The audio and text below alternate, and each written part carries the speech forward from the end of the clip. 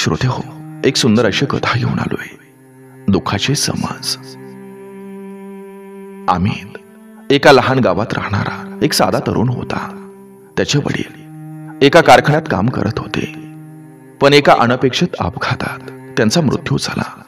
या घटनेनं अमितच्या कुटुंबावर दुःखाचा डोंगर कोसळला. वयाच्या अवघ्या 18व्या वर्षी त्याला शाळा सोडून कामाला लागावं लागलं.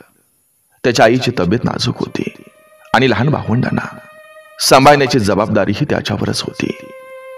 गावातल्या एका छोट्या किराणा दुकानात त्यानं काम सुरू केलं, पण त्याचं मन कायम उदास राहायचं. स्वतःच्या दुःखात हरवलेल्या अमितला इतरांच्या भावनांकडे लक्ष द्यायला कधी वेळच नव्हता. एक दिवस दुपारी अमित दुकानात बसून सामानाची यादी करत होता आणि तेवढ्यात एक वृद्ध स्त्री तिथं दुकानात आली. तिचे कपडे जुने फाटके होते, चेहरा कोमेजलेला होता आणि डोळ्यात एक प्रकारची हताशपणा दिसत होता.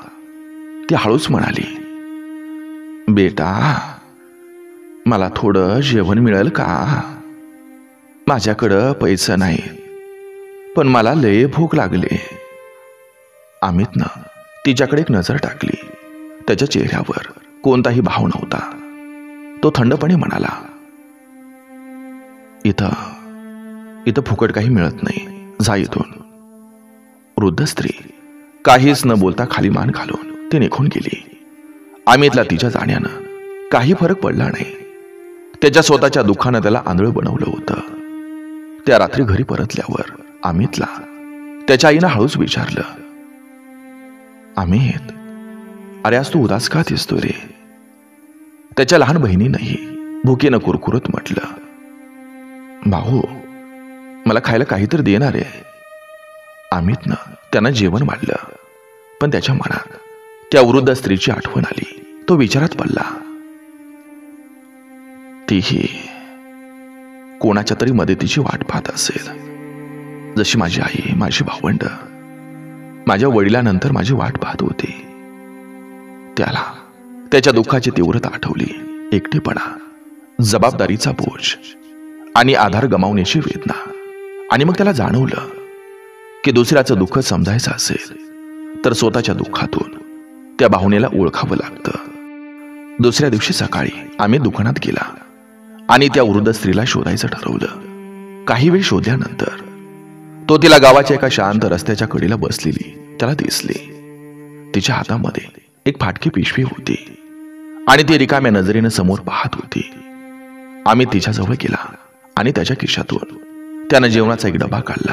तो म्हणाला, आई, माफ करा, काल मी तुम्हाला जेवण दिलो नाही, माफ करा मला. हे घ्या, मी आज तुमच्यासाठी जेवण आणलंय.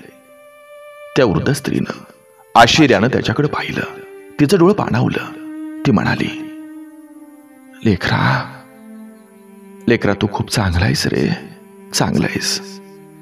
अमित तिच्याजवळ बसला आणि तिच्याशी बोलायला लागला. तिनं सांगितलं की तिला एक मुलगा आहे आणि तो तिला सोडून शहरात निघून गेलाय.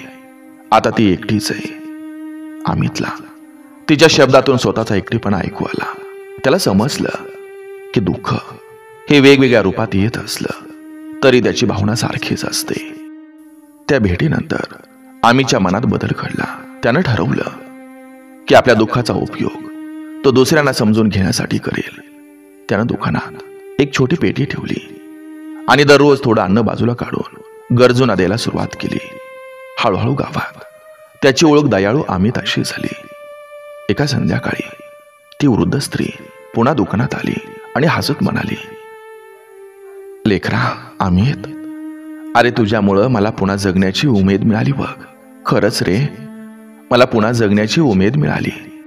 अमित तिच्याकडे पाहून हसला आणि मनातल्या मनात विचार करायला लागला, खरंच स्वतः दुःखातून गेल्याशिवाय दुसऱ्याचं दुःख कळत नाही. पण एकदा ती समजलं की आपण एकमेकांसाठी खूप काही करू शकतो.